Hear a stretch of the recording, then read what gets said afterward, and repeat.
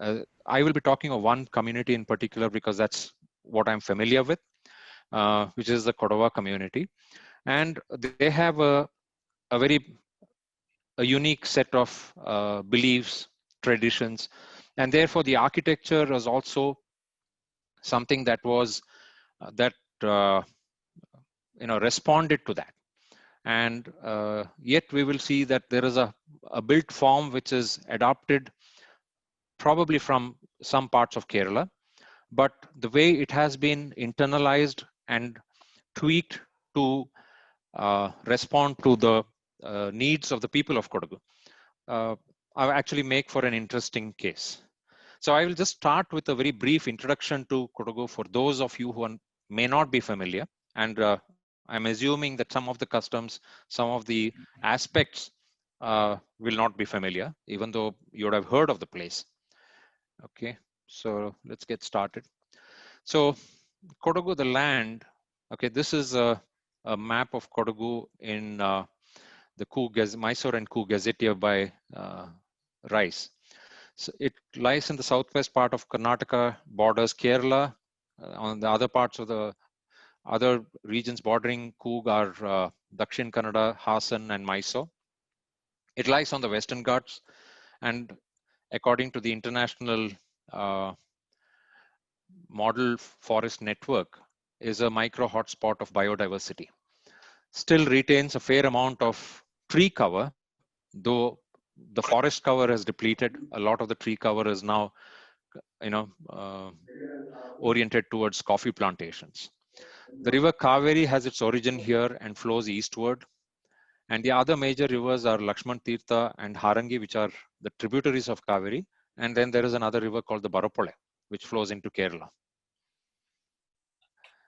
So, yeah, this is the landscape. It's at an altitude of 1750 meters above sea level from 843. So the lower ones, the highest point is 1750. The lower plains would be about 843 meters. Average annual rainfall, this would probably be more for Madikeri, which is the district headquarters, 2718 millimeters. Most of the rainfall occurs in the months of June to September. So it's primarily the southwest monsoon. Temperature ranges from about 12 degrees to 33 degrees, though it can fluctuate in some areas. In the recent past, we have experienced higher temperatures. Society. Okay. Early inhabitants of Kodagu are the communities of the Kodavas, the Amma Kodavas, Yeravas, Kurubas, Polayas, Kudiyas, and Medas.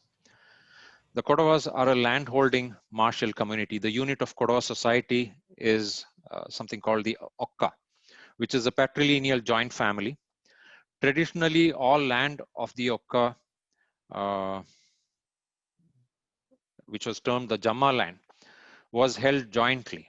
Individual landholding was not encouraged, and I think it's only once the Britishers came in that they encouraged the individual landholdings. I'll talk about what it led to subsequently in terms of house form. Each Okka had a Patyatara as the head of the family, generally the senior most male member, which is a patrilineal family. All the members of the Okka lived in what is called the Ainmane, okay, on the land belonging to that family. The village called the Uru comprised a few Okkas.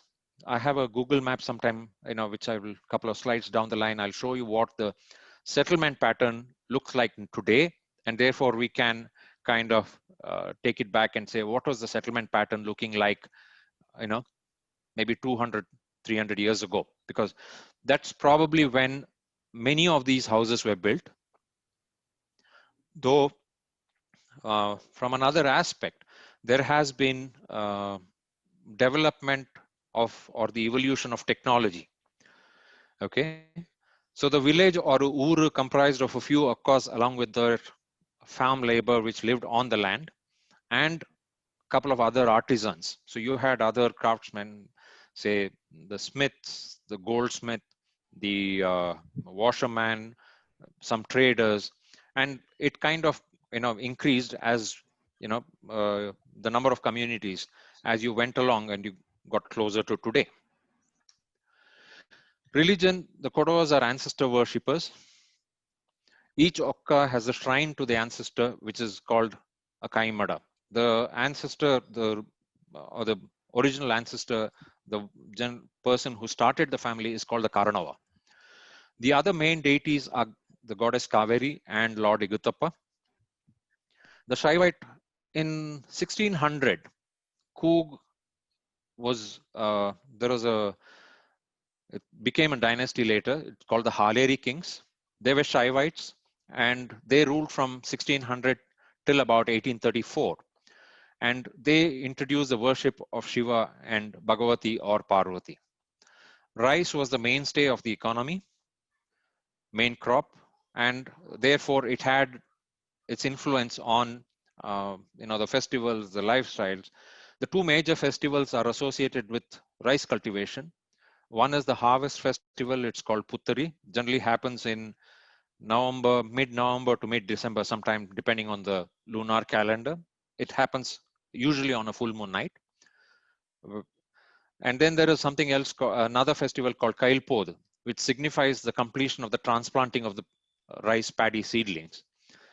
During which time, so that's the image, the weapons are worshipped. And you see the lamp there, it is traditionally called the Nellakki. Nellakki is rice. Bolcha is the lamp. It even today is found in most Kodava households, or probably all Kodava households. So the Kailpod signified the completion of the transplanting, and also pretty much was during the end of the monsoon. And therefore, you took out your dry powder, the gunpowder, you took out your guns, you worshipped them, and then you went on probably community hunts. That was traditional. The other major festival for the Kodavas is Kaveri Shankramana, which is happening day after tomorrow, where the river Kaveri is supposed to come out of the Kundiga in Talakaveri. Talakaveri is the birthplace of river Kaveri. So this is probably the, just to give a brief context of what is different. The other aspects, I will come back, I'll go further. You see, the Kodavas are slightly different from the other communities in the sense that there is no participation of a Brahmin in any of the rituals, whether it is marriage, whether it is a death, whether it is more a social contract. Marriage is a social contract between two families, two Okkas. Okay, and it is graced by the elders. It is wished, or the newlyweds are blessed by the elders, and the witness is the lamp. This is, let me see if my cursor is running. Yeah, okay, this is the lamp. Okay, traditionally, or the earlier days, you would not find the hanging lamp, though this is more prevalent now. The original one was to make a niche in the wall and put a lamp there. Still called the Nellakki Bolcha. Okay, and the hall in which the lamp was placed was called the Nellakki Bade. Bade is for hall. Okay, other thing I must tell you is a lot of the material that I will be using for this talk comes from primarily three main sources. Hello. Okay, three main sources. Sometime in the year 2000, 2001, I was happy to be associated with architect Brinda Somaya from Bombay on a book called Silent Sentinels, the Traditional Architecture of Coorg. Okay, where I kind of was part of a team which worked on this book. Subsequently, so a lot of the drawings that, not a lot, all the drawings that you see in the presentation which follows are from that book. Many of the photographs taken, they were taken beautifully by Mallikarjun Katkol, are also from that book. The bad photographs you can ascribe to me, okay, with whatever little skills I have. And the other source, major source that I have used is the translation of this book called Patola Palame. In 1920s, Nadikerianda Chinnappa, a gentleman, compiled in a book form the oral traditions of Kodagu. So whatever was, because the Kodavas or the language of Coog used to be Kodavatakku, which is a dialect. It does not have a script. People either primarily use Kannada. Okay, so that oral folk tradition was compiled and published in the 1920s by Nadikerianda Chinnappa. In 2003, his grandchildren Boverendra Nanjamma and Chinnappa translated that, and it was published by Rupa Books of Delhi. So this is the other source that I have used. And what they have also done, if I may add to that, is they have subsequently, Boverendra Nanjamma and Chinnappa have subsequently brought out a book called Ainmanes of Kodagu, Ancestral Homes of Kodagu and Their Socio-Cultural Significance. Okay. It talks of not just the Kodava house, ancestral homes of the Kodava community, but also of other communities in Kodagu. So for those of you who would be interested, this is, I think it makes for interesting reading. They also have a website called www.ainmanes.com, AINEMANES.com. The illustrations for the translated Patola Palame were done by architect, cartoonist N.S. Ponnappa. And I have used one which is there on the front cover of the translated version of the Patola Palame. I will now start with in the Patola Palame, there is a song called the Batte Paattu, or the path of the song of the way, or the song for the way, which I will also interpret as a song for the path.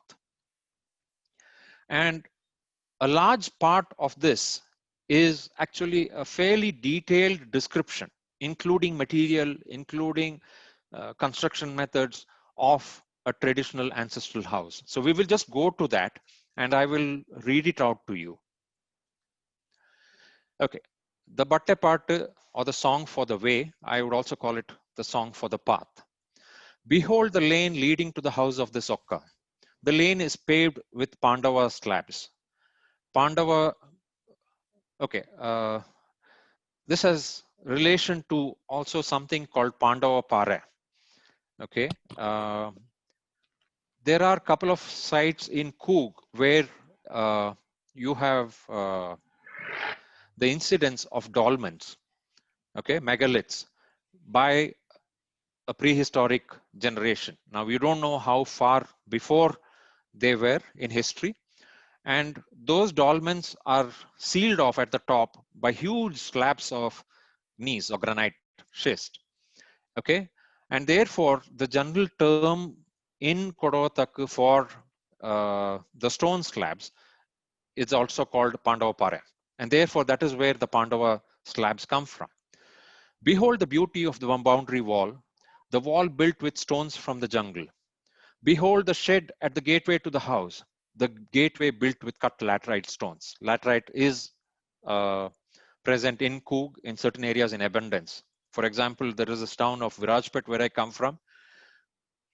You look at most of the buildings built prior to maybe about 80-100 years back in the town, they're all built with laterite. Behold the shed at the gateway to the house, the gateway built with cut laterite stones. On crossing the gateway, we are in the courtyard where the oxen are tethered. The courtyard paved with polished stones, again the Pandava stones. Okay. Behold the work on the steps to the house, the steps built with ruby-like stones. And here the reference is to the kind of dressing that is done to the steps.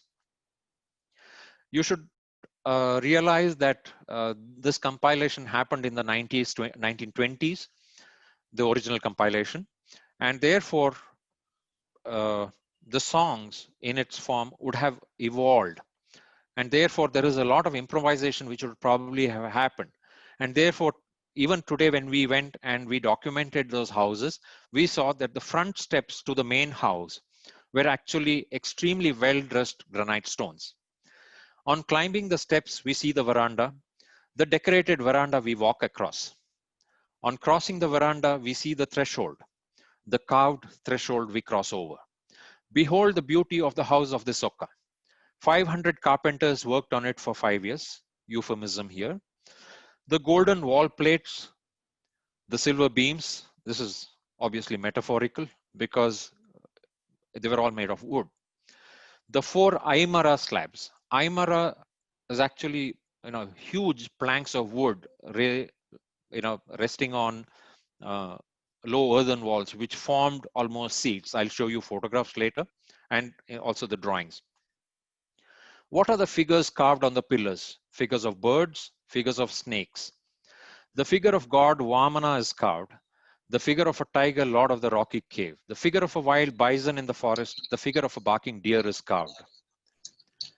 The figure of a crowing cock is carved. The figure of a mewing cat is carved. The figure of a god Narta is carved. Narta also referred to as Nata or the snake. The thatch of the house is like a silken cover. Its walls are plastered with 4 kinds of mud. White mud that is white as milk, yellow mud the color of saffron, black mud dark as eye black, and red mud the color of drops of blood. With these 4 kinds of mud, the walls are plastered. The walls of the central hall, the walls of the veranda, and the wall in front. On these walls are painted pictures. A picture of the sun god is drawn, a picture of a lotus flower in water. A picture of a sword that cuts is drawn. A picture of a kembatti flower is drawn. Kembatti refers to hibiscus. A picture of a white tortoise in water. A picture of a creeping snake is drawn. A picture of a beehive in a red pot. A picture of the Nandi bull is drawn. And a picture of her own husband, along with it, a picture of herself. These, the lady of the house is drawn. Behold the beauty of the house of the Sokka. There is some part of the song which precedes what I have recited, and some which comes after it. What precedes also talks about the land, and there is some part of it which comes after it. So if you look at it, it also shows you a fairly detailed things of material, how it was built, what was done, what was the source of the mud, who did it. Like, for example, all the artwork. Sadly, this tradition is lost. So today, if you go around, you'd find it very difficult to find the drawings or pictures on the walls. But a whole lot of other stuff is still there, but some of it has also evolved. Okay. What did I want to refer to? I wanted something referred to. Yeah. Okay. This is fine. But traditionally, the types of houses, there were 3, primarily based on house form. There is something called the Mundmane, which is actually a house with a courtyard.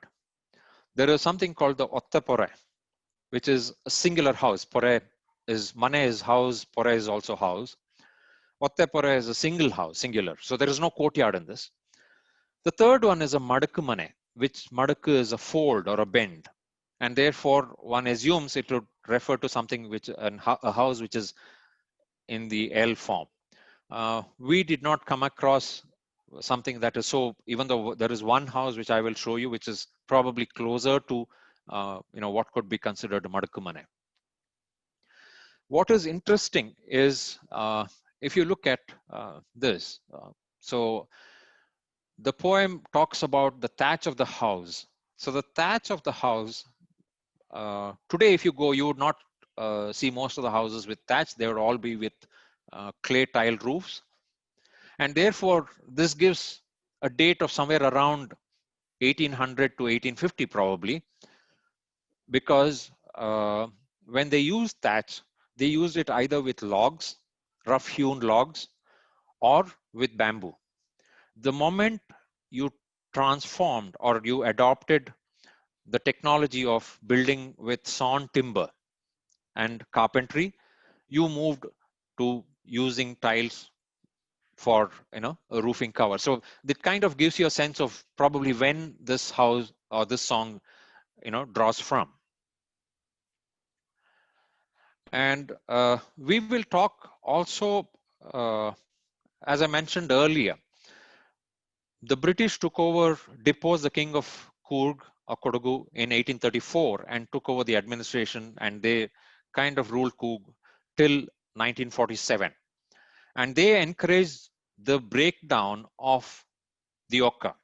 It suited them because during the king's rule, each Oka was not only an economic unit for the king in terms of paddy, in terms of taxation, it also gave soldiers to the army. So therefore, and Cougs, as I mentioned, the Kodavas, as I mentioned earlier, are a martial community. And therefore, each house was almost, could also be defended as a fortress, which probably was not very convenient to the British. So they encouraged the breakup of the joint family system. And they probably had other reasons as well. So from 1834, probably somewhere around 1840, 1850s is when you first see the breakout or individual land holdings happening. And there is also a response in house form to that. And I will talk about that a little later. But first, let us go down. So I will talk about, amongst the Mundamane, I will talk about the house, the ancestral house of the Nadikiranta family. For the Ottapara, I will talk about the Kodanda family. The Madakamanar, as I said, we do not have an example, but I will show you something from the Maretra family, which is probably the closest. So here is a satellite imagery of the village of Karada in Coorg. Now the house I will be referring to is here. Okay, this is the main road. There is a Bhagavati temple somewhere here. Look at the landscape. Still, and this is a village, mind you. So the notion of a settlement is not like what it is in most other places that we are familiar with. It's much less dense. It's as a built form. Okay, so you have the land. These are all what you see here are rice paddies or paddy fields. This is a tank here. This tree cover probably obviously was forest, and now most of it is coffee plantation. But fortunately, coffee grows under trees, and therefore you still have the tree cover. This, sorry, the image of the house is a little out of focus. This is the house. This is the main house. This is the shrine to the ancestors called the Kaimada. This is the road which goes past, and therefore you kind of come up here. You come to this clearing where the Kaimada is situated. You come further up in a narrow lane, and then you enter through this. This is like an outhouse. You come into the forecourt with a stone post. Okay, and then you climb up here, and then you get this roof and the main house. This also has another house which was built probably somewhere in the early 1900s as the family grew and the breakup happened. Not the breakup, but as the family grew and space constraints, one of the family members built this house. This is beautifully rendered by, as I said, architect cartoonist N.S. Ponnappa. Okay, this is again Mr. Ponnappa is also the grandson of the author of the Patola, or the compiler of the Patola Palama, N.S. Chinappa. And this is the Nadikerianda house. So this is the shrine to the ancestors. This is the main house. I mean, not the main house. This is what is called the Alapore, the outhouse. This used to be a granary till very recently. There used to be a cowshed here. Please notice the well. This is an outhouse, like a bath. And this is the main door of the main house. So you actually do not see the courtyard here. And somewhere over here, the form is non-traditional, but probably built sometime sometime in maybe 1800s. Okay, and that is where it was like almost like a security room, what was called a bakkapore. Nowadays, you don't find that. because I'm assuming that security was a much greater concern during the earlier times when there would be clans feuding between each other, and therefore, you know, one clan would probably have a quarrel or a fight with another clan, and therefore defense was important. This is the plan of the same house. Let me see. Okay, so we've lost that over here. There is a lane which goes down. You come up here, you have a clearing with the Kaimada, the ancestral shrine. It's a simple pavilion with mud walls, a raised plinth, and this is a small enclosure, which is actually, you know, if you want to equate it like a Garbhagudi kind of a thing, and a very small enclosure in which you light a lamp to the ancestors. You come up here, you come past this. This is where the arch was. This is actually a vault built in laterite. And you come into this courtyard, which is a forecourt with a stone post in the center. This is called the Patti, forecourt. And this on a raised plinth is called the Kunyi Patti. Kunyi Patti refers to, Kunyi is baby or an infant, and therefore the smaller open yard or open court, forecourt, before you enter the house. So and there is ritual significance to this patti, but to this stone post, which is called the Kalluboti. But it is also, you know, rice or paddy being the mainstay of the economy, you would have the paddy threshing happening here. Subsequently, this became more ritualistic, and the paddy threshing would happen somewhere here. Okay, but this is forms, but what it does spatially is it kind of organizes this whole courtyard. I will show you a photograph with that. And then you kind of come up here. Please note that this almost acts like a fortress. So you come up here, this is the veranda that the song spoke about. These are the steps which the song said were jewel-like. Okay, the oxen being tethered to this post in this place. These were paved. You come up here, there is this threshold which is, what shall I say, a fairly carved, a detailed carved threshold, a door frame. You come up here and you see the lamp, what I referred to as the Nellaki Borcha. And this space with an open to sky courtyard in the center is called the Nellaki Bade. These are the 4 wooden posts. You have a kitchen over here, and the rest are all rooms. Okay, somewhere over here is a wooden paneled enclosure called the Kannikombare, which is almost like a prayer room that used to be sacred. Okay, all houses in Coog by general consensus face east. So you approach from the east. So this would be the southwest. Okay. In this particular house, this is the outhouse or the bath. This on top used to be the granary, no longer the granary. And this is a ceremonial kitchen kind of a structure. This was an outhouse built later as the family expanded. This Alapore on the ground floor actually housed rooms. At one point of time, much earlier, it used to have the stables. Then as the family grew, the stables and people stopped using horses, the stables got converted to rooms, and the extended family moved here. The same plan at a different level with showing some part of the roof forms.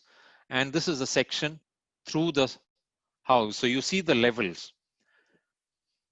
This is the Alapore. This is actually next to the vault, the rooms on the ground floor. This is the forecourt, the Patti. This is the veranda called the Kayyale.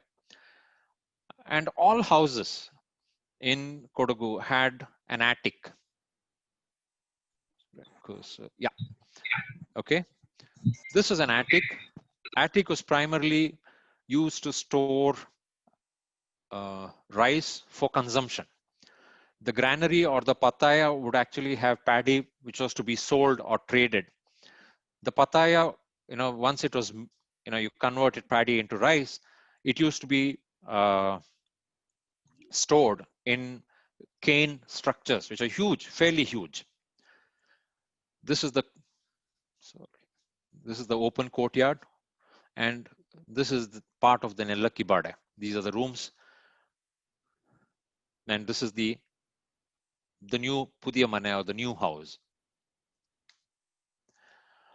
This is the section, just again the steps here, and you come to what is called the Kayale. You enter, go past this beautifully carved door. You enter the Nellakki Bade, and you go straight, and you see the what is it? The lamp, the Nellakki Bolcha. This is the Kunyipatti over here, higher level. This is wooden slats which actually housed the granary earlier. This structure on top was built sometime in the 1930s, 1940s. Prior to that, this was only a ground floor structure with the granary there. This is a photograph of the Kaimada. Please note the structure inside. These are all mud walls with carved wooden posts. You have a false ceiling of wood and then the hipped roof. This is almost square in in its proportion. And at one point of time, I'm sure 250 years back, it would probably have been thatched.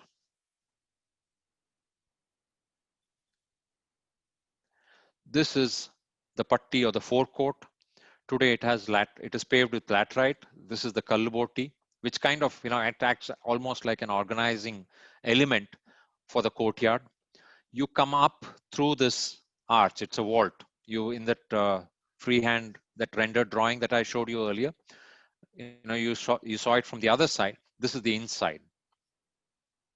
And then you kind of, I'll show you another photograph of the steps leading up to the house. It's taken from somewhere here. Okay. Yeah. This is it. Here are the steps, dressed granite. This is actually a water spout. So the water, you saw the extent of rainfall earlier. I mentioned it. The water which falls into the court, the court is called the mundu. Okay, the courtyard inside, internal courtyard is the mundu, flows out through this. This is on a raised platform, a raised plinth. The raised plinth is actually made of mud. There's nothing else there. The walls again are of mud.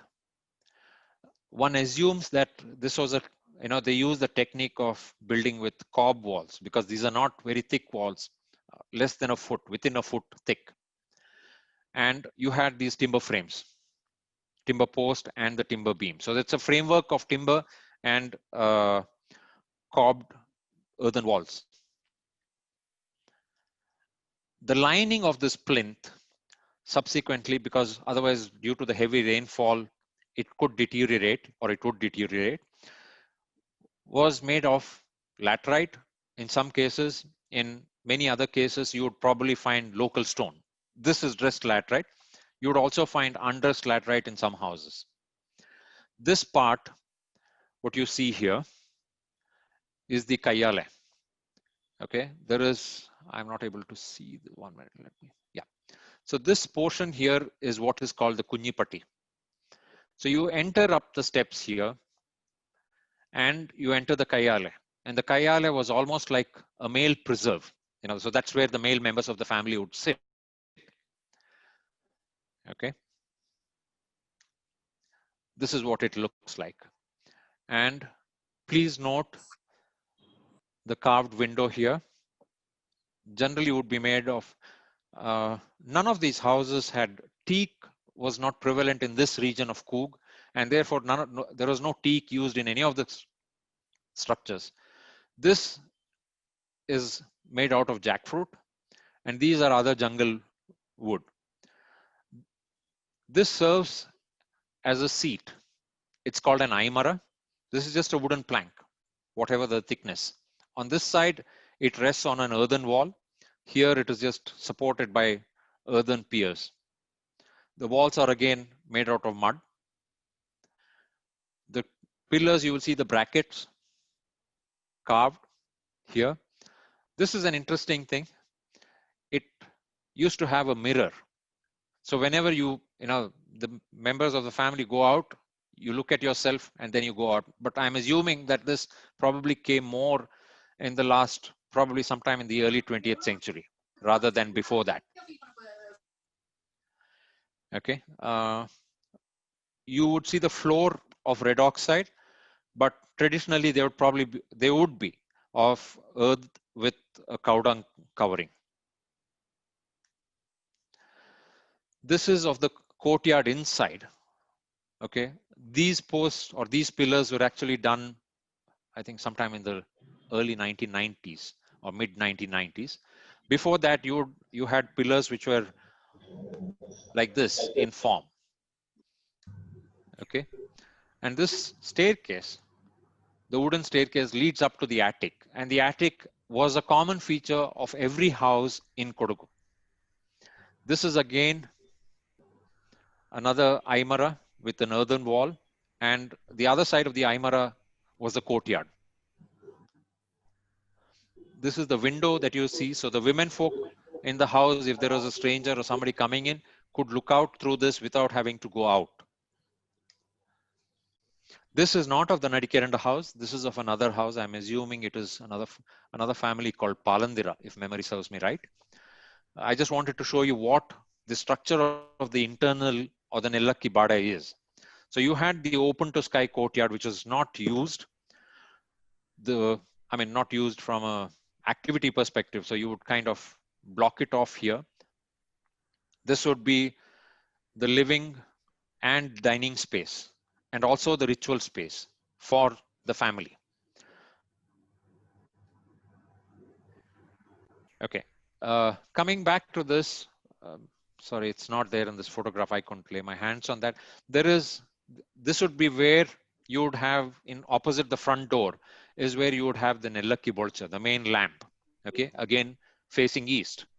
And all, earlier when they would probably go, with their annual produce or farm produce to Kerala by bullock cart, okay, to sell and then buy stuff in return, they would be blessed by the elders in front of the lamp. So anything done or spoken in front of the lamp was almost like a sacred covenant, because you had the lamp as a witness.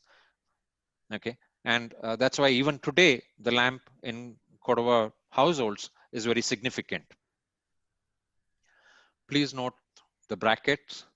If you recall the song of the carving of the Vamana, the carving of the snake, all that would happen here in the brackets. The rest of the house was fairly, Spartan. There was not too much decoration. So there were 3 or 4 items where, there was a lot of, skill or craftsmanship shown. One was that window which acted like a screen. The other was the front door. The third are those pillars with the brackets. The rest of it was pretty much consistent across Kodagu, or at least across South Kodagu, amongst the Kodava households. So where you had a Kodava household with, most of the pillars would be almost similar. There would be variations in probably what was carved into the bracket. Okay, so from there, from Karada, we go to, maybe 4 or 5 kilometers away, another village called Kadangamururu, where there was this family called the Kodanda family. Okay, now this is actually the Kodanda family house. You will notice that this tile roof is fairly new.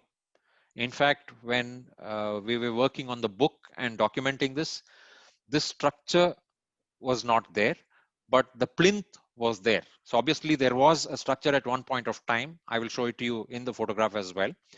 And which over time, people felt it was probably not necessary as families moved out and moved on to their land, own individual land holdings, and therefore and now probably for whatever reason they felt it was necessary either as a community gathering space or for some other reason, and this has come up in the past 15 years.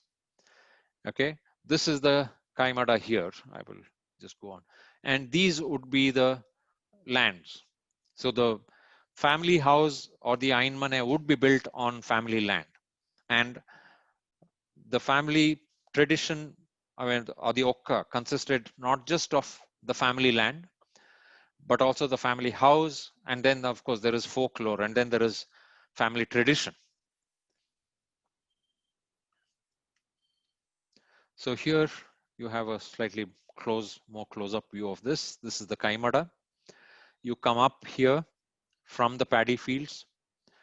The well would be somewhere here, preferably in the northeast part of the house, towards the northeast. This is an Ottapurai, which means that it does not have a courtyard in the middle of the house. You of course have the patti, which is the forecourt. You have the raised plinths and maybe the other structures. This is fairly new, as you can see with the new tiles. The structure was not there when we documented that in 2002, 2003. Yeah, this is the plan. This is again a Kaimada. Okay, you come up from the paddy fields here. You go past this. We notice the plinth with no structure here as well as here. You go up. This is the Kalboti with the patti and the Kunyi patti here. You come up here. You see the Kayale. Sorry. You come up, go past this door, and there is this Nellakki Bade. Again, without the courtyard. The kitchen generally tended to be on this side. So this would also be the main ceremonial ritual hall as well as the dining hall. And these are the individual rooms. This would probably be the store leading on from the kitchen. So you see the section here. Note the absence of a structure here. This is what it looks like. Again, the raised platform here, the Kunyi patti here.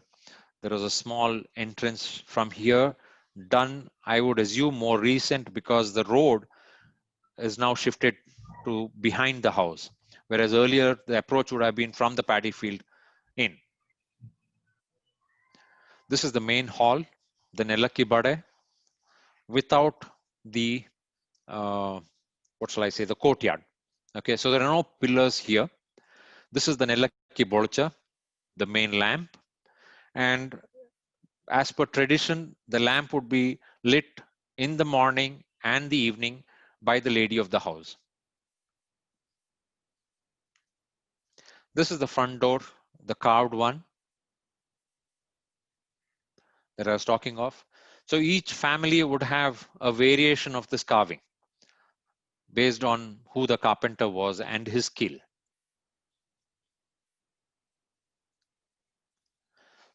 These are, you see in the carved window in the Nadikeranda family house.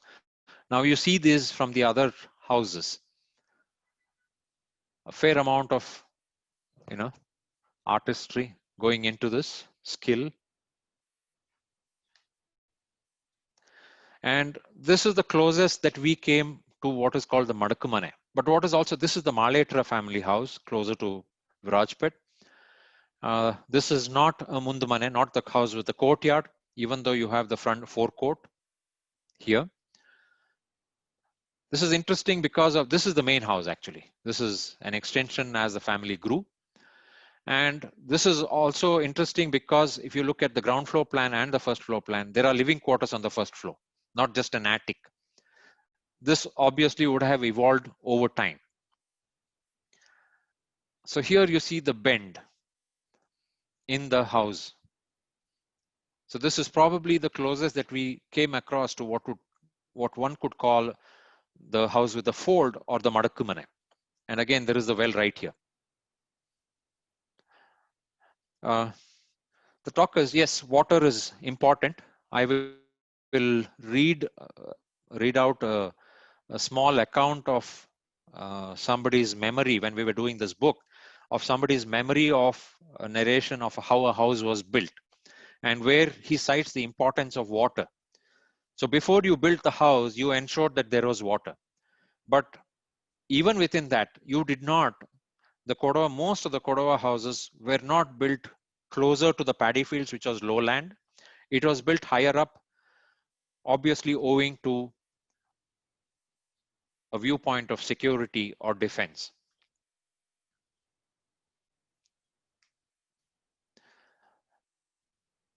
Somewhere, as I mentioned earlier, you had the breakup of the joint family in the sense that, yes, they still belong to the family, but the land started getting divided, and the British encouraged this.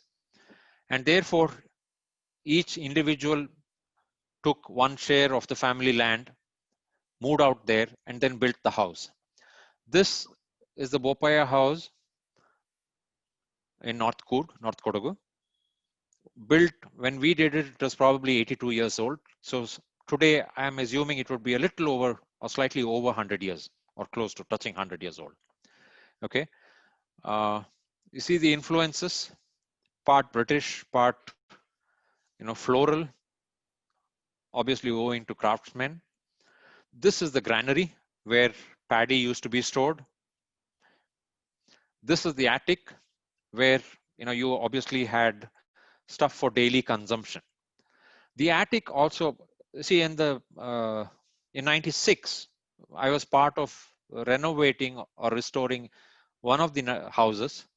And when we did that and we looked at the attic, we had to remove some of the earth. So the attic had this whole wooden runners, joists with wooden planks on top, some layer of coating with leaves and lime. And then on top of that was a layer of mud, which is almost a foot thick, extremely heavy.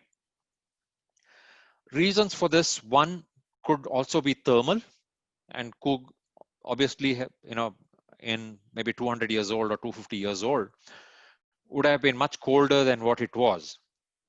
Okay, whether you ascribe it to global warming, cutting of trees, whatever. But yes, the recorded versions of how cold it was were all there, though they were not documented or measured. And the other option is you had houses with a thatch roof, and therefore there is a very high possibility that the thatch would catch fire and therefore burn down the house. And therefore this was a layer of protection. So it gave you time to actually go and relook. So the living quarters below were not damaged by this by the fire, and therefore you had this coat of almost a foot thick of mud on the wooden planks on the ceiling. Okay, and the attic even continued there. The method of construction was almost the same. These are the house plans. Notice the similarity to the Ottapore. Though one could have gone ahead and built a house, a Mundumane, there was social norms prevented you from doing it because you still owed allegiance to the main house, which probably in many cases was a Mundumane or the house with the courtyard. So there was a hierarchy ascribed to the ancestral house or the Ainumane. But in form, it was very close to the Ottapura. So you still had the Kayale, which was subsequently walled up. The earlier ones in the traditional ancestral houses, this was almost like a veranda. Okay. Now this was subsequently walled up. This became the main hall, still retained its significance with the lamp.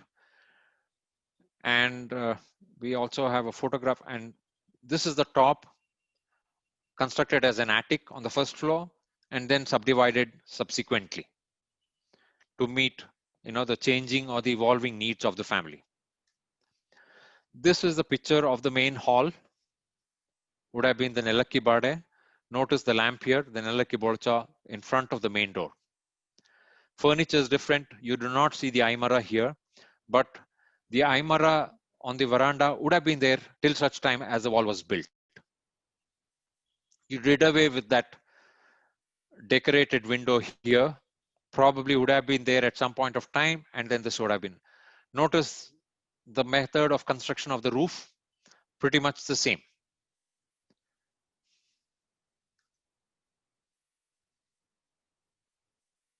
Sorry. Yeah.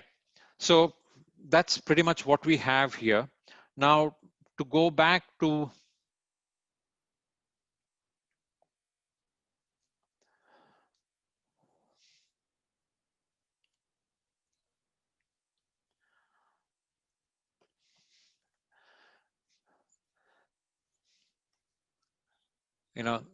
to bring it more relevant to the architecture design studio of the 7th semester, where, for those of you who've joined lately, this talk is primarily for the seventh semester students of architecture of the RV College of Architecture. The studio is looking at exploring and reimagining vernacular architecture in response to climate change. And therefore, I thought it was important to posit this whole talk in that framework and say, okay, here was a society which was extremely, insular, limited access to material other than what was present in plenty, which was earth, the mud, wood or timber, forest produce like bamboo, and also stone. And therefore, you saw traditionally they started with, and that is what they used a lot of it, and they used it to generate valid house forms which suited both, which catered to both their religious beliefs, the societal norms of that time, and it also allowed them to evolve and adapt as time went by.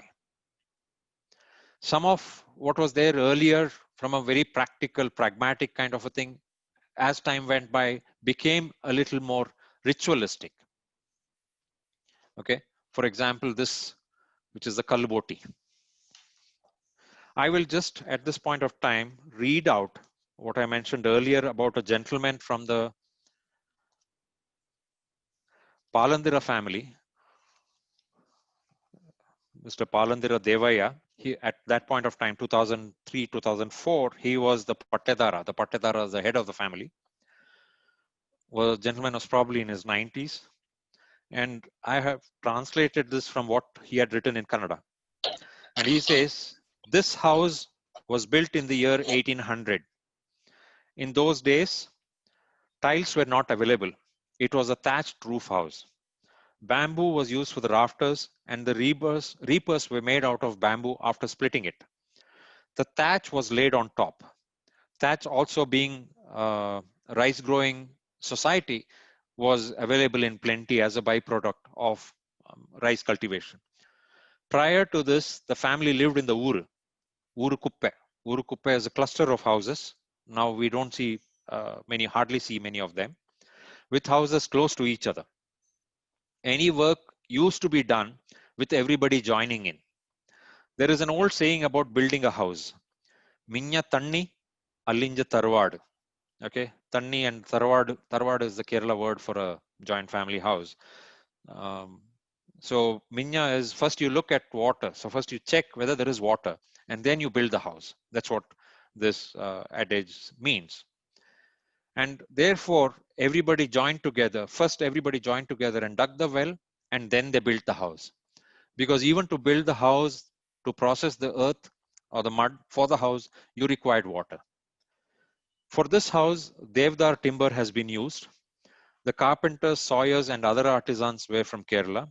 It is said that trees of large girth were sawn, and the villagers helped a lot in carting it. The trees came from the family land. This principle of helping each other was customary and was prevalent till about 30 to 40 years ago. So, each family helped the others in, building a house, and also in a whole lot of other aspects in the marriages, during the funerals. So, that was how it was built. So the house was originally built in the present form. So the plan would probably be the same, but as time went by and you felt the need for greater permanence and a much better house, you got in sawn timber. And therefore you invited or called the carpenters to come and work. The carpenters would come from Kerala, and then they would work, and then they would go back. And that was generally how, you know, the houses were built.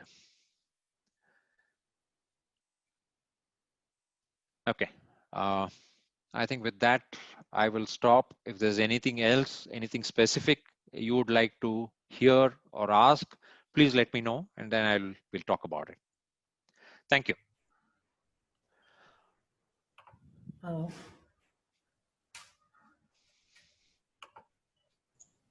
Thanks, Dhyan, for a very fascinating journey through the history and literature and culture and the coffee plantations and homes of Kodagu. I'm sure our students and the other audience members would have several questions, so I would request them to turn on their videos if they could and start with the questions.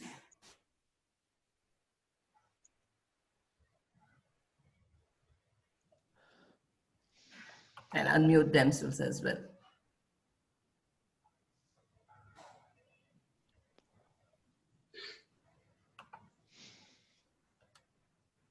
Anyone? Should I get the ball rolling? Or is anyone? Sujan, do you have a question?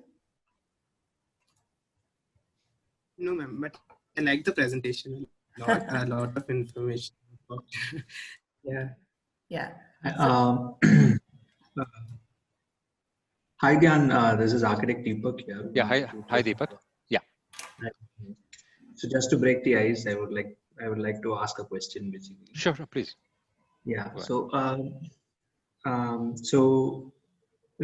because it's a very traditional, whatever you have explained is what had happened very traditionally, and the associations, the beliefs with respect to the land, and land becoming one of the most important aspects of their life. Could you kind of like let us know how they actually identified the land? What, I mean, they had a huge piece of land. How did they identify that particular parcel of the land where they decided that's where the house is going to come? Like, what were the things, I mean, cultural beliefs, what were the practical things which led them to choose the land in their entire piece? Right. Okay. So there were a couple of things. Obviously, you know, it was on land, as I mentioned earlier, it was on land belonging to them. Okay. Yeah. And I suppose, okay, I will just go back to, you know, the Nadikiranda plan 1 minute, okay, which incidentally also happens to be my ancestral house. So I'm much more familiar with this, and therefore, you know, it's easier for me. I'm also familiar with some of the stories or the legends associated with the family house. Okay. Yeah. So, for example, this family house, currently this is what, you know, the can you see my screen? Yeah. Yes, we can see. Yeah. Okay. So let's see. Okay, this is the Kaimada currently, but the land actually slopes up in towards the south. Okay, and there is a plinth of what was the earlier Kaimada, and there is also talk, I mean, handed down, of course, which said that the ancestral house was higher up, and then it kind of got burnt down in a fire. So obviously, you know, fire was a hazard that they lived with, you know, and they had to contend with every time. And then they chose this piece of land, which is still fairly, what shall I say, suitable from a defense perspective. You know, like if one had to protect the house from, say, attacks of neighboring clans, rival clans, whatever. Okay, you still needed a house which was suited to that, a location which was suited to that. It also had to hit water. You had to get water here, okay, because otherwise you could not construct. So, you know, the whole point was, and then it also at one point of time probably afforded a view of the paddy fields of the land. So you could probably sit here, and so that was probably one of the other concerns. The legend or the stories go that I don't know if you are familiar with the history of Coorg. Sometime after 1782, after Hyder Ali passed away, Tippu annexed Coorg and ruled for about 8-9 years. And he took the king of Coorg, the Haleri Raja, captive. Now the Haleri Raja managed to escape from prison, and he kind of, I think first he went to Wayanad, a place bordering Coorg, and then South Coorg, and then he kind of closer to Wayanad, and then he made his way up closer to Madikeri because he had to, win back his kingdom, right? And during that journey, eventually he went and settled down in what is now called the Naknad Palace at a place called Kakave. Okay. So during his journey, he chanced upon this because one of the elders of this family was an officer in the court. I don't know in what capacity. And therefore, he came here and he liked this. And the talk is that he was talked out of that notion by the head of the family, saying that, this was probably not suitable for whatever reason, we don't know. So obviously it kind of has its own ability or maybe quality in terms of being able to defend oneself. So, and the other part is also, obviously the soil had to be firm because that entire plinth, okay, now I'll use another term. See, this is the main wall. And if you see this line, there's actually a very narrow extension of the plinth called the tetti, which you can actually walk right around the house. Okay. Now this whole thing is actually a mud plinth. It's a mass of mud and lined subsequently with laterite, either dressed or undressed, and either probably even jungle stone in some cases. Okay. So you first had to form this. There is no other foundation in terms of the construction of this house. You first form this whole square plinth. Okay. Then you started building these, I'm assuming it is cob walls because of, the thickness of the wall, which is not, very thick. And it's extremely hard. What I've heard is that they used to add binders or additives. There is a tree in Kodagu, the bark of which, when soaked in water, gives off a resin. And that resin used to be added. Some people say it is only for plastering because it gave an extremely nice finish to the mud which was plastered. Some people say it was also added to the mud for walls. It is also, I think, sometimes called wild cinnamon or karpachekke. So in Kodotak, I know it is kulurmau. So the bark of that tree used to be soaked in water, and that water, after a couple of days, would become extremely viscous. This I have seen, and though I have not seen the construction process. And then that would be added or mixed with mud, and the mud would be, of course, allowed to ferment. And then you would build this. So you would make this whole mass, and then you would build on it. Okay. Yes.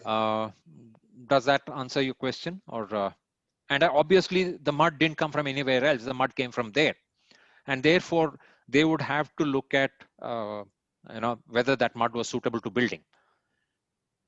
Okay. Yeah. Okay. The other way of doing this is, you probably, which continues even to this day, is you get maybe an astrologer or a soothsayer or somebody, and that gentleman would come there and identify a spot, and he would also even measure it and put 4 pegs. It is called kutti iduva, which kutti is being those pegs.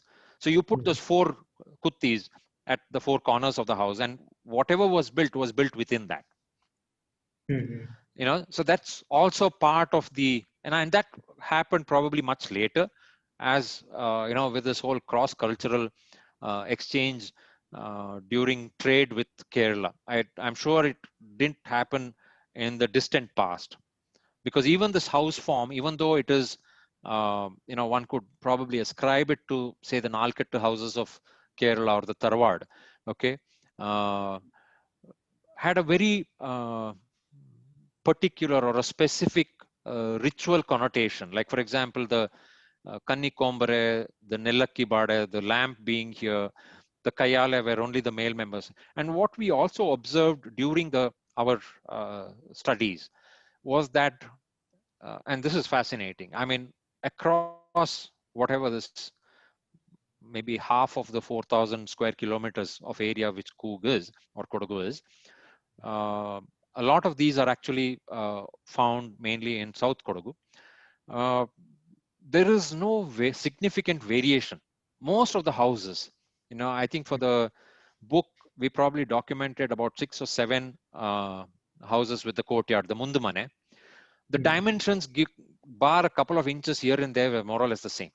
The height of the plinth, and that is amazing. And even the features, like, for example, the place where the front door, the main door is placed, the place where that decorated or carved window is placed, the jalis, the location of the kitchen, the location of the prayer room or the Kanni Kombare. I mean, almost to the T, and even in terms of proportion, in terms of dimensions. And it has happened over a time frame of probably 150, 200 years. So you cannot ascribe it to only one individual craftsman. So how it happened, is actually a fascinating story, because when we started working on the book, one of the things was, okay, should we look at, learnings from Kerala? And then we found that there were differences. Whereas if you go to, say, a Tharwad, and I don't think I'm wrong, because I've seen some of the drawings of the Tharwad and the Illam, where there is significant variation in, the house plan. Yeah, the elements will be there, but in the overall form, there is variation. Here, the variations were very, very small. I mean, the variations would probably happen in the, what shall I say, the aspect of this, the outhouses. This is where earlier the stable should be, and also what was called the Bakkapura. Bakkapura is the guard room. Okay, so a stranger could not just walk in through here. Okay, and in the era of the thatched roof, one of the well-known ways of forcing people out was to shoot flaming arrows onto the thatch. This was before the arrival of gunpowder and the guns. Okay, so defense became extremely important. And I would assume that, yes, because if you look at the history, okay, to what you hear from, different records, starting with, at one point of time, you had different Nayakas, different chieftains, in charge of different regions.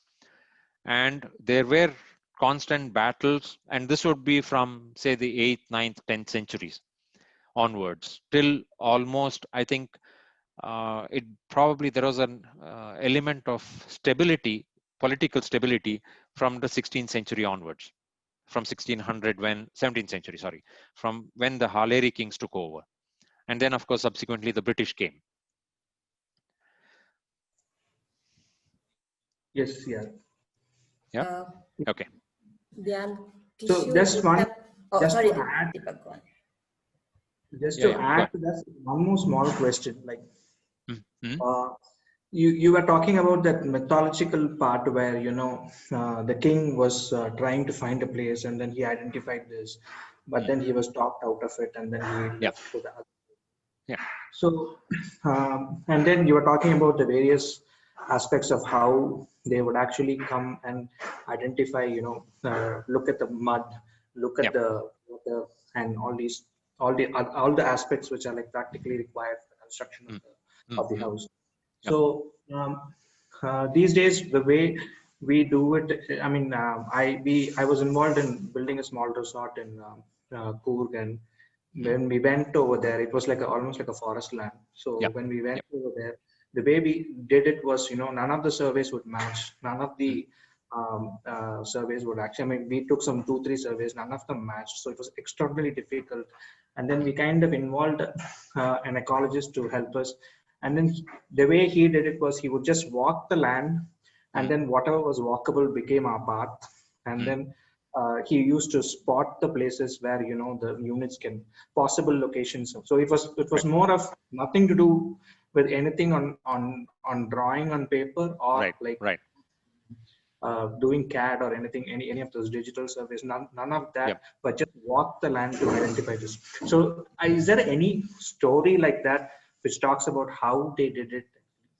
I've not come across, but you know, like I said, you looked at various things, you looked at, and also this approach is critical.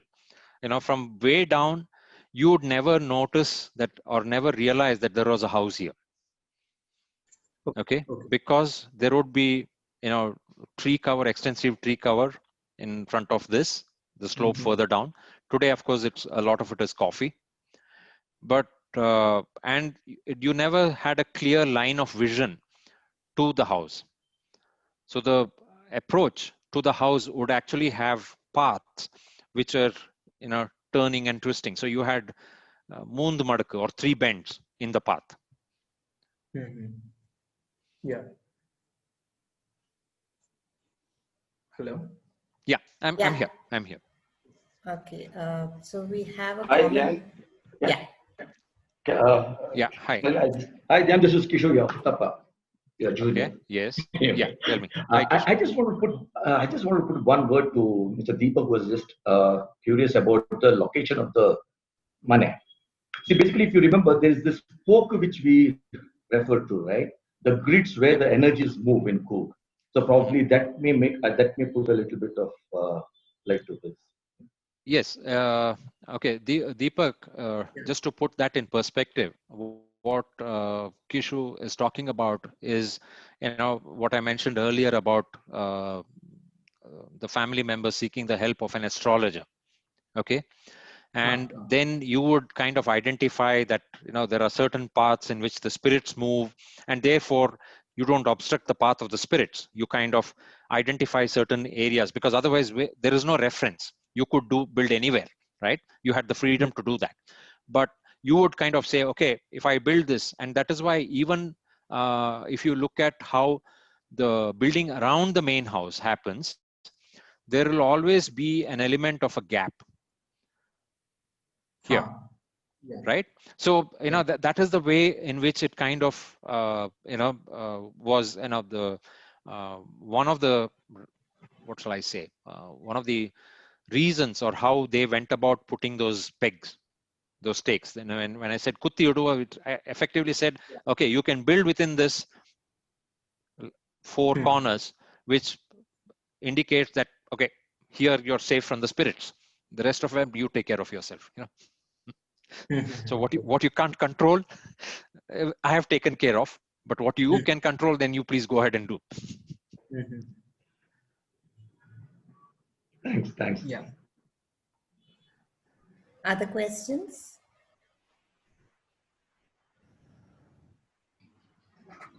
I just wanted to ask something, Jan. Yeah, please go ahead. Very nice presentation, the way you taken us through. Thank you. I'm just wondering, when we talk about or study about the history of the land and how they came up with the particular vernacularism there with this kind of sustainability and other stuff in mind. So what is the progression now from that time to this time, and how people over there are looking at it for the future? So is there any sort of progressive line we can draw, or how is it? Okay. See, I think, Suman, this is something that I heard somebody else say. If you know Bashu in Mangalore, Bashu has actually said that, you know, vernacular has constantly been evolving, which is a fact. Okay. And this has happened everywhere. So it is not that the vernacular is a static kind of a thing that is there. So there are certain elements, certain core beliefs which will not change. But there are certain other aspects which they will kind of adapt, which they will kind of keep, You know, so it is like, for example, when it started, I am sure that the courtyard house was not existing. So if you probably went, uh, say 500 years ago, you probably saw more of the singular unit, which is the ottepore, not so much the courtyard house or the mundumane. The mundumane actually evolved over time, and then you had probably cross-cultural influences, which would then, you know, influence or inform your approach to building. Okay. Similarly, subsequently, now that we've had, say, the nuclearization of the family, that many occurs, most of the members of the family do not live there.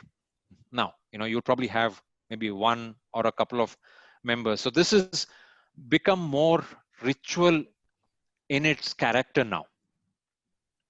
And it is not necessarily seen as a lived-in house. Okay. So between the Kaimada and this, you almost have it assuming a ritual or a, what shall I say, as an institutional kind of a nature. And people who have built houses around, you know, like this, in some areas, like for example, in that Malaetra house, you will see a house built here. So they would build houses around the main house where it suited them. And some people, of course, where the land was a little far away would go and build there. And that once that happened, the initial beginning, I showed you one house, which is, you know, I said the Bopaya house. Okay. The initial house form was fairly derivative of the Ottepore, of the traditional singular house. But subsequently, you've again had influences. We, you know, people have traveled out, people have, you know, your social mores change, your values change. Okay. Like, for example, when people built this house, when this family built this house, the view was probably not a consideration at all. The view as an aesthetic element. Whereas when you had the British come in, between 1834 to 1947, when the British actually ruled Kodagu, okay, for the British, a view was a significant aspect of how they chose a site. And therefore, subsequently, when people went ahead building or choosing house sites, the view also became important. Today, you can pump water from maybe even half a kilometer away. And if somebody is willing to make that investment, then, you know, that doesn't become a constraint anymore. Whereas when this house was built, having the well or the source of water nearby became extremely important. Now, does that answer your question? Yeah, sure. Okay. And now, of course, in terms of material, you have, you know, your choices are not no longer limited. Okay. In fact, there is a resort, a fairly well-known resort, which imported all its cabins from Malaysia. I'm sure there are many more who have imported furniture also from China as well. So there you go. So, Thank you. other questions, students?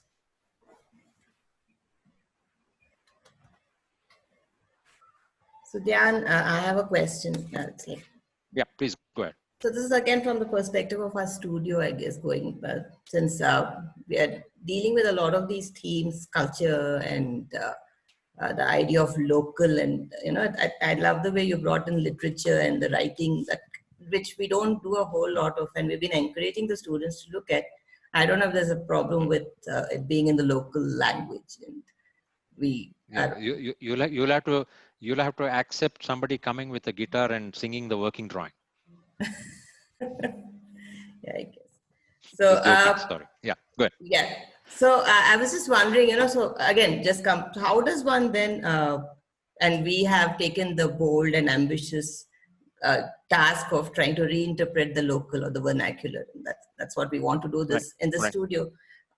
Is it, do you think it is possible?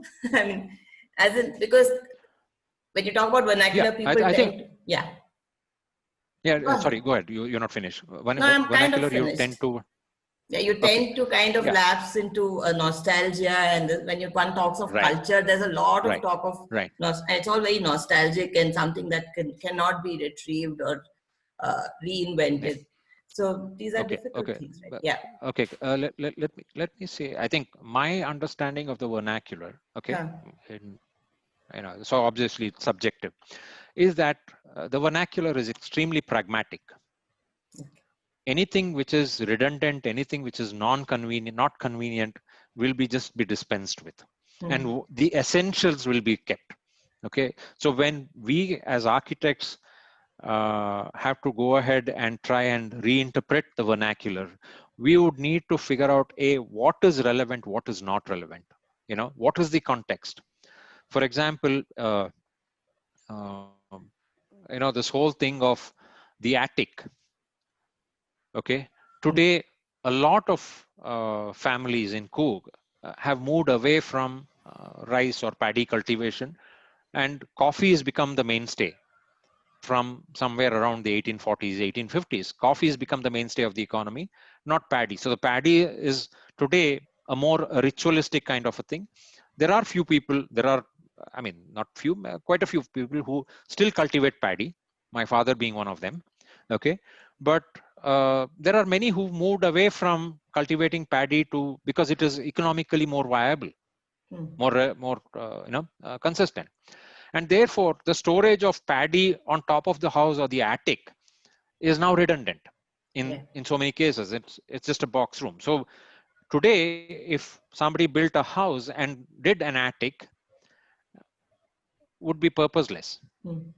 So how would you interpret something? Because the attic at one point of time was extremely significant. Every house had an attic. Even the house I grew up in, which is not this, even the house I grew up in had an attic, okay, where rice was stored in, those cane containers, huge cylindrical containers, maybe a couple of feet, 8 feet, 9 feet diameter, right? And 6 feet tall. So as children, one of the games we would go and hide inside. So you had to get in. It was very difficult to get in, right? So it's like that. So you have to pick and choose. So when you are reinterpreting, you have to first figure out what is relevant. And that is why it is extremely, important to understand what is the context in which you are building. So what was economical then, or what was locally available material then, may not be locally available material today. Yeah, that's true. Yeah. At that point of time, it made a lot of sense for them to build with so much timber. Today, would one still be called sustainable, locally relevant if you still use so much timber? Though there are ways of managing timber, given that people have land, and therefore, it is like, again, a sort of a realization. There was this project I did, not in Coorg, in someplace else, in Chikmagalur, where we were working on that. The project never came about. Okay, something in the hospitality / real estate, which has become a favorite thing. And on 60 acres, they were planning to build about 100 houses. And my benchmark is that for one unit, it should ideally take about 2 mature trees. Okay, now, if you have, say, about 10 acres of land or 15 acres of land with trees present on the land, and you cut down, say, 2 trees, you are able to regenerate that kind of growth back. But if you have to build 50 houses using the same kind of material, same kind of this thing, you're actually talking of close to 100 plus mature trees, which is almost like a mini forest. So does that become sustainable? So if you're talking of vernacular and saying, okay, now because, and this roof form is prevalent in all across the Malnad, the Western Ghats, okay, because timber was found in abundance, locally available. You did not have to get it from outside, even in Kerala, for the same reason. And therefore, you would find similar roof forms in, say, maybe parts of Hassan, Chikmagalur, Shimoga, Uttara Kannada, all those places, right? Yeah. But today, if you had to do the same thing and then said, where do I get these trees from? So is it socially relevant? Is it contextual? Especially given the fact that today you're talking of, the entire Western Ghats being a biodiversity hotspot. So what is contextual? What is local? What is relevant? And I think that, it's important. It's interesting that you titled this as reimagining vernacular, because that needs to be done constantly. It is not nostalgia, though nostalgia is part of the language, but I think one needs to look beyond nostalgia. So there might be a case where vernacular might not look anything like what one would think it should. Like, I mean, if just looking at the... Yeah, you see, the term vernacular is actually derived from literature or the language. Okay, I mean, as architects, we are good at borrowing, especially when it comes to explaining our buildings. Not while building, but when we have to explain our buildings to other architects primarily and also to other people, we tend to use or borrow a lot of language. Case in point being deconstruction. Okay, so when you talk of vernacular today, it started with this notion of saying, okay, we didn't want to talk about the temples, we didn't want to talk about the palaces, because those used professional help and all that stuff. We wanted to talk about the architecture of the common man. That was the general understanding of what vernacular meant. Okay, but I think today we need to look beyond that. Okay. Anyone with questions? We actually have a student from Coorg here, Varsha. I don't know if she's still around. And she's from Virajpet. Hello. Okay, Asha. I would like to, yes. Hello. Yeah. You're talking about Coorg. Me and my husband have done a lot of houses in Ratnagiri, which is a Konkan area. And again, the same issue was there, that the vernacular had sloping roofs, basically because it addressed the rainfall very well. It also had, openings in the roof with roof split so that the air can circulate much better, the hot air can get out. Yep. So what we can get from vernacular is the climatic considerations that they always give. And you were quite correct in saying that, vernacular is very pragmatic. So though whatever we have done houses, and recently I'm in the process of getting a book published called Sheltering Angle. So in between, what had happened is that in the 1950s there were a lot of house plans which were available to people, because ACC had printed a book which was displayed in Jahangir Art Gallery. And it was mainly a flat roof RCC house.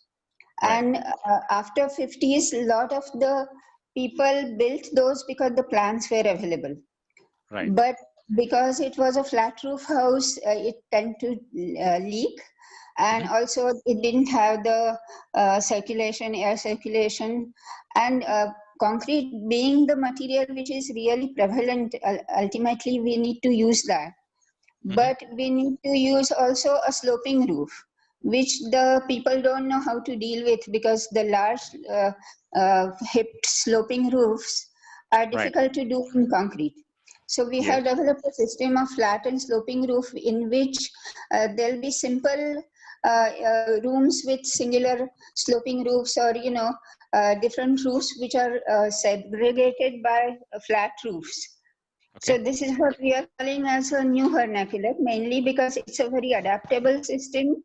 People can copy those plans. So you can still have the sloping roofs, because what was good about vernacular is... What is the question, Ms. Asha? Sorry, I didn't get the question.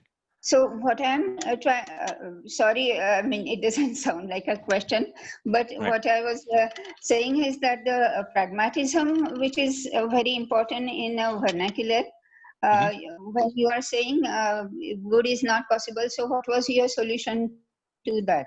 No, I'm not even recommending a solution here. You see, the point is the solution varies from place to place, from context to context. So if somebody, like I said, your projects are different.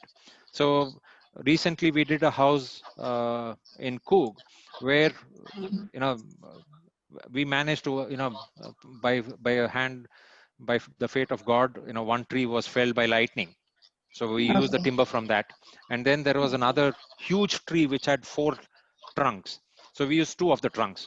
And therefore we got the, timber for the house. Now, Okay. there are, you see, it is not something that you cannot have rules, especially in vernacular. So as I said, you have to look at it from a contextual case by case basis, and then take, an informed decision on what you want to do and how you want to go about it. Correct. So also vernacular also depends upon a number of houses or number of variables within the plans, but still a similar language. So one will have to establish a language with a number of these things built. So Right. that would be the definition of vernacular as I understand it. Sure. Okay. Anybody else? The questions? Hi, Dancer. Hi. Hi, Salila ma'am. Nishi here. Thank you, sir, for the presentation. It was lovely to watch, and thank you, ma'am, for hosting it openly to everybody. So my question was that you mentioned how these houses, when they were built, the craftsmen came in from Kerala, and there was a lot of families that helped each other, and it was a whole, it was a long, and it was such a process where a lot of involvement happened. So, in the duration of the study, have you come across a general timeline that these houses would have taken to, sort of build? Like, how much time would something like this have taken? Okay. And were there? I have also a follow-up question. Yep. So these houses, they have these large columns which are very ornate and ornamented. So were there particular carpenters, or were there particular stories of how these symbols and how these ornamentation came to be, and why they were the way they were, and is there any particular significance to these? Okay. The first part, okay. No, I don't think all the craftsmen came from Kerala. Okay. I think it had more to do with mainly the carpenters, because carpentry as a skill was not available locally. Right. Okay. But regarding how long it took, I do not have an accurate idea. But if you look at the song, okay, the song is fairly accurate in its description of material, of different aspects, different features of the building, of the house, that you come up this lane, then you see this, you come the front court, then you see the stone post there, then you have the veranda, all that stuff. So it's a fairly accurate, description. And therefore and I mentioned one thing, it says 500 carpenters worked for 5 years. The 500 is probably is obviously euphemism. It didn't require 500 carpenters, but did it take 5 years? Possible. Right. Okay, but you remember that other anecdote. I mean, the note I read from the gentleman who said their family home was built in the 1800. Okay, let's go back to that. Let's see. Okay.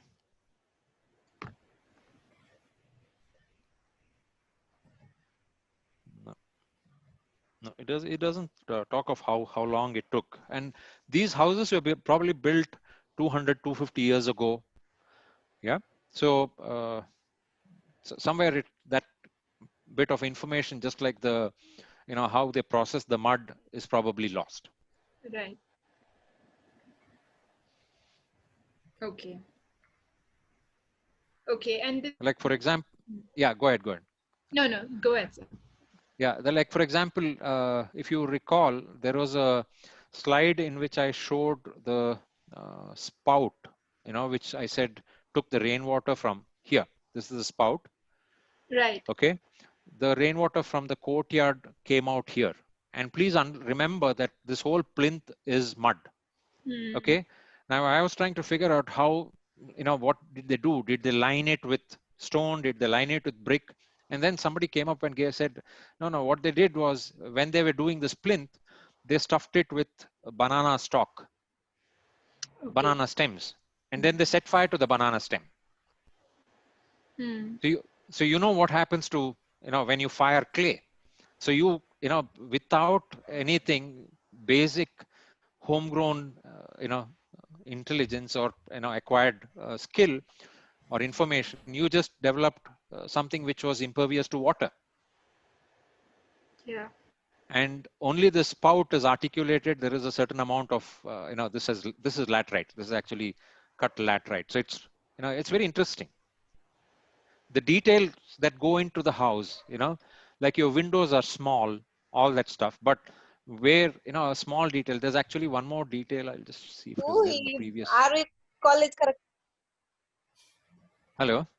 So if you notice here, these are stone slabs which just jut out of the wall, but they act beautifully as steps. So if somebody had to go up here, he didn't have to come up the step and go up there. He could very easily just go up there. Right. The small details, like for example, this post, there are two posts here, carved stone posts, and they have holes in them. And those holes are actually meant as a gate. You would put wooden posts or bamboo poles through them, and they would bar animals from coming that side. Right. Okay. Other questions? I had a question. Yeah, Anjali. My name is Anjali, and Yeah. the theme of this semester is learning from vernacular architecture to build buildings that are more sustainable. So, I feel like it has a lot to do with the materials that were used in vernacular architecture. So they basically made the best use of whatever was available to them and whatever homegrown ideas that they had, as you mentioned. Right. So, but a problem which I have felt that people experience in vernacular houses is the maintenance. A lot of these materials, at least near my house, like in Andhra Pradesh or Telangana, the vernacular houses that exist, the flooring needs to be redone a couple of times every 2 to 3 years, and there are these few tasks that need to be done so that the house is well maintained. But so they consider it as a problem, but in terms of sustainability, it makes sense because anything that is permanent enough to not require maintenance will become not sustainable, like plastic. So I feel like something that will require maintenance will be sustainable. But all of us have really busy lives and the modern lifestyle. No one wants to put in the time and effort to do the maintenance. Right. I just wanted to ask you if there were any methods that you've come across while studying these houses that have tackled the problem, that are low maintenance as well as sustainable. You see, this whole process is a process of evolution. Okay. When we talk of vernacular, like for example, prior to having these roofs, these are Basel mission roof tiles. Okay. And it's slightly different from the Mangalore tiles that we get now, which are more here. Okay. And what prior to having terracotta tiles or clay tiles, they had thatch. Okay. Now thatch, as you know, is perishable even without fire. Okay. Maybe 2 seasons, 3 seasons at the most. And then you replace it, which means you replace the entire thatch. You don't just replace. And therefore, these people saw that as a nuisance. What you're talking of maintenance today. And then, and also, thatch at some point of time, is not resistant against so many other things. And water can still leak through. Somewhere the thatch crumbles, So all those things, and therefore they saw this as a more permanent solution. The same approach that you're talking of, which is low maintenance and all that stuff. Come to now, and how this move, the lady Asha, I think, who spoke before this about building in Ratnagiri and ACC, even tiles have limitations. After some point of time, a tile can break, and once a tile breaks, then water can get in. Now you feel that, okay, I have done this, I have to do away with this, I will go ahead and do concrete, because concrete in many people's minds doesn't leak. Till it took 15 years, and then suddenly the concrete is not just a case of replacing one tile. You need to address concrete at an overall thing. So what is low maintenance? So concrete requires an entire refurbishment after a longer period of time. You never know. Depending on how well it is done, I've seen roofs start leaking in 6 months. Okay. Yeah. Thank you. Other questions?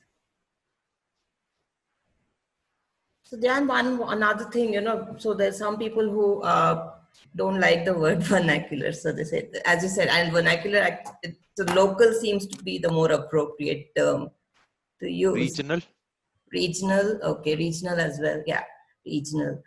Then yeah, just talking about materials again, that's another conversation, and Deepak has also brought this up several times while discussing, what you consider local or regional, and you also said it.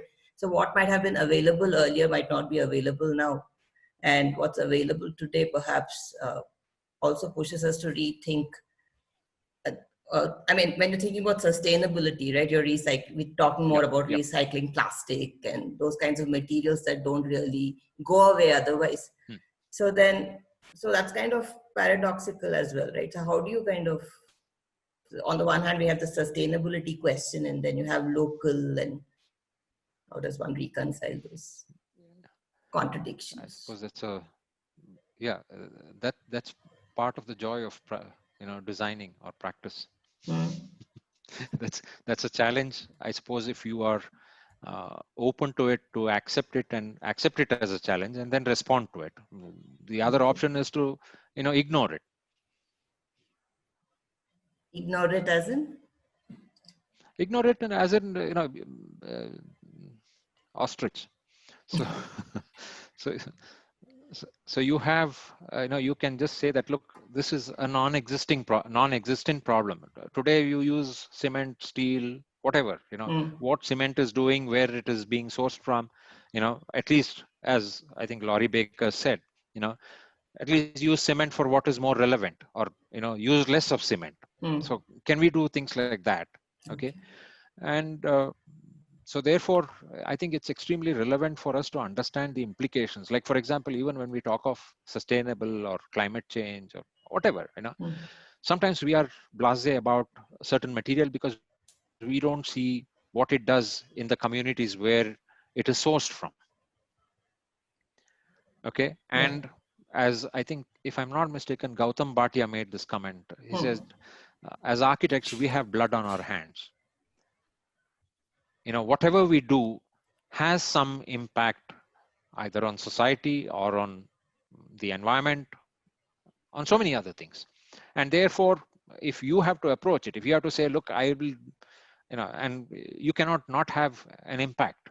So you need to choose what is the impact that you will accept, what is the impact that you will not accept. So it is a constant juggling of intelligent choices to say, okay, something here is more sustainable, something somewhere else is not so sustainable. Because you also, as I think Anjali mentioned, there is this constant tussle between convenience, maintenance, a whole lot of other things. And sometimes what is being sold as convenient is not necessarily the most convenient. Yeah.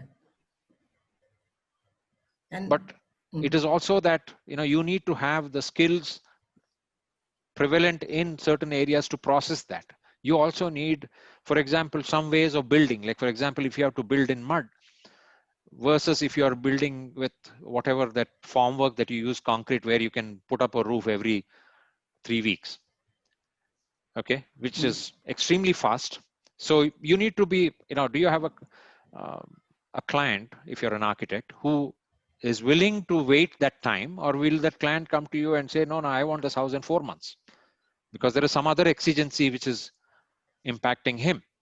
So a real estate developer would say, look, I want this whole building up, the quicker the better, because I am able to either sell, not sell, whatever.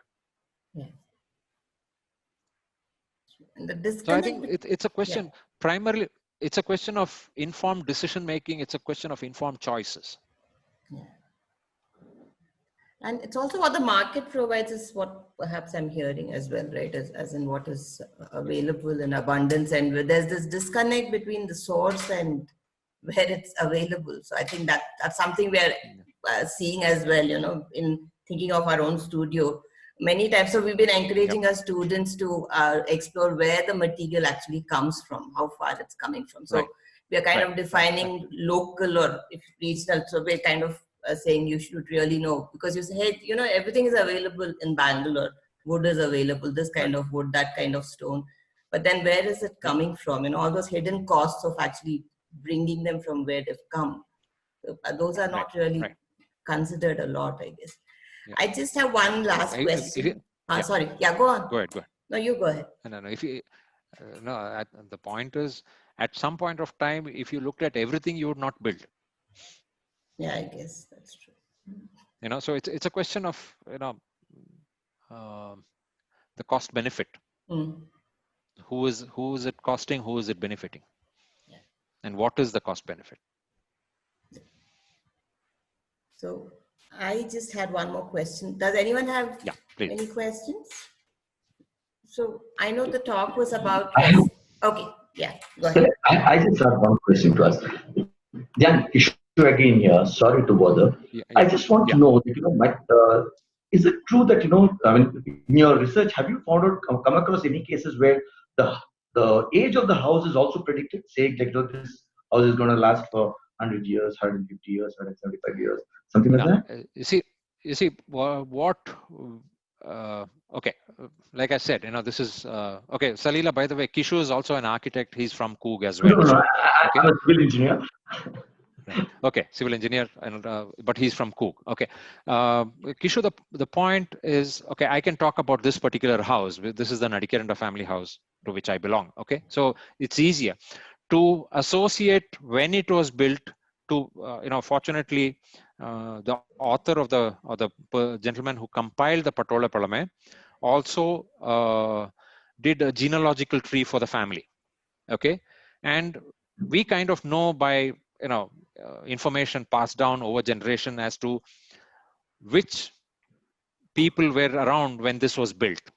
Okay, could be off by maybe 10-15 years, and therefore the informed guess, okay, is that this house is probably, the main house is probably about 250 years old. Okay, now whether it is 250 years old in the existing form, for example, I'm 250 years old, I'm talking of 20 years back, so it's 270 today. Okay, but whether these tiles were there or was it a thatched roof, that nobody knows. I agree. No, because what I was also told is some of the houses during the construction or when the construction was done, they were also told that this particular house is going to last for so many years. So during your research, no, we have not come across that. So when it comes to genealogy, I just want to tell you, I've digitized the whole family tree of yours. Oh, okay. Okay. So I was just, my question was a little off track, I guess, in the sense, so you talk about residential house forms, right? So the talk was about house forms, but we're also looking at a very public kind of structure for our design. I was curious about Kodagu, and how does it work there? Because all these residences are fairly isolated from the way it looks in plan, right? You see they're in the middle of their estates, the land that they own. Yes. So where were the social spaces? Within. That's part of your research. Okay. Now, Not really. It was for the students.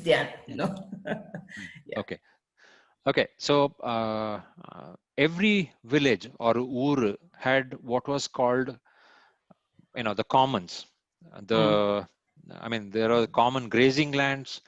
There are also common land specifically allocated because called a mand. Okay. During the harvest festival, in earlier days was a much more elaborate thing. It was a big thing. Okay, and it took. I think the festivities went on for almost a week, right? And during that time, they used to have this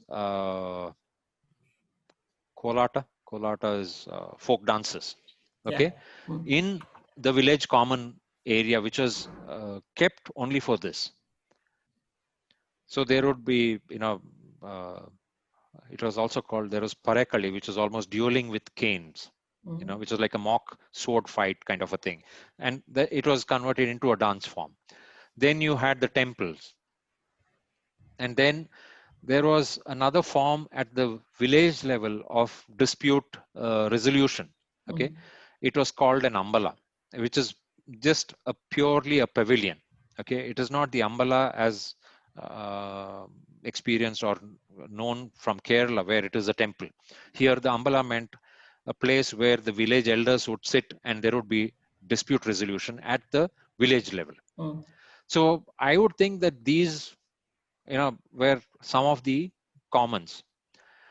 Some of it is also lost as, what we do not account for because there is no recorded history, is that there has been a fair amount of mobility. So somebody doesn't know whether this family, even though the house was built 250 years ago, came from there itself. There is talk that this family moved from somewhere else, set roots here, was given land by the king, and therefore built the house here. Because after a point, the king had the authority or the power to grant land and take land away. See, so I suppose, one doesn't account for it. So a lot of things is, probably lost in memory.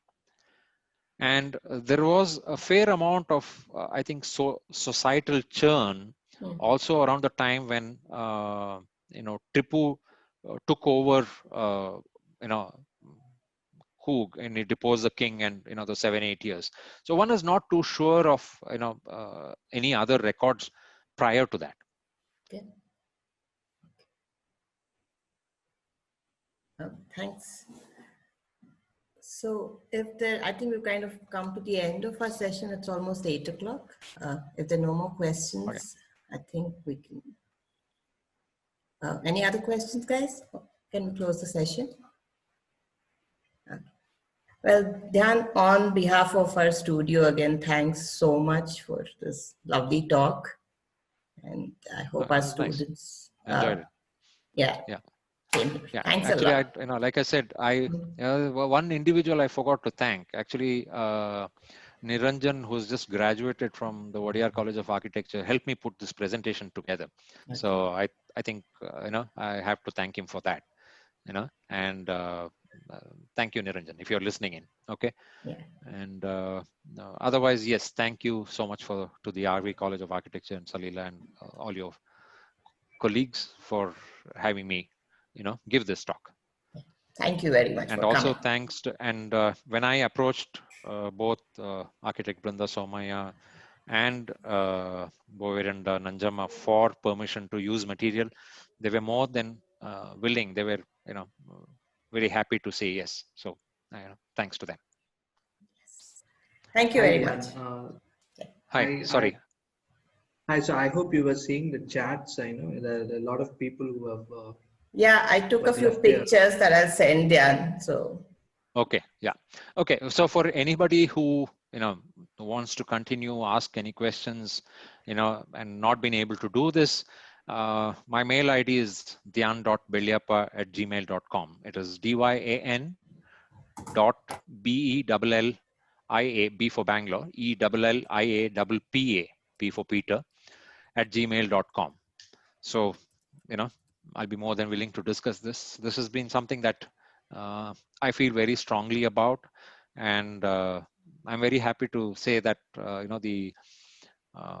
though I've not been very active myself, except for involvement with the book, I think what Mrs. Nanjapma and Mr. Chinnappa have done in terms of documenting that book that they have put together, which is called the Ainmanes of Kodagu, is actually almost like a listing. And they have looked at, if I'm not mistaken, upwards of 600 houses, and spent a lot of time on that, lot of effort. Hats off to them. I was thinking this is an opportunity for you to resume your research on Kodagu, Dhyan. Yeah. Right? Yeah, there's another form, not necessarily, which is part of the house form, which are actually granaries, because they're beautiful structures, and most of them were built in wood. Okay. They were totally wooden containers, and have stood for over hundreds of years, some of them. No termite attacks. They were, of course, raised above the ground, but have withstood weather, have withstood weathering beautifully. And even from a formal perspective, I find them fascinating. So perhaps the next talk on that. Yeah. Okay. Yes, Deepak? Yeah, Deepak. Deepak, you were saying something. Another talk for that. Yeah, okay. I first need to do the background research for that. Yeah, see? Yeah. Okay. Thank you very much, everyone, and have a lovely weekend ahead. Yeah. And thanks, Jan. Thanks for listening, and welcome. Okay. Thank you. Okay. Yeah, thanks a lot.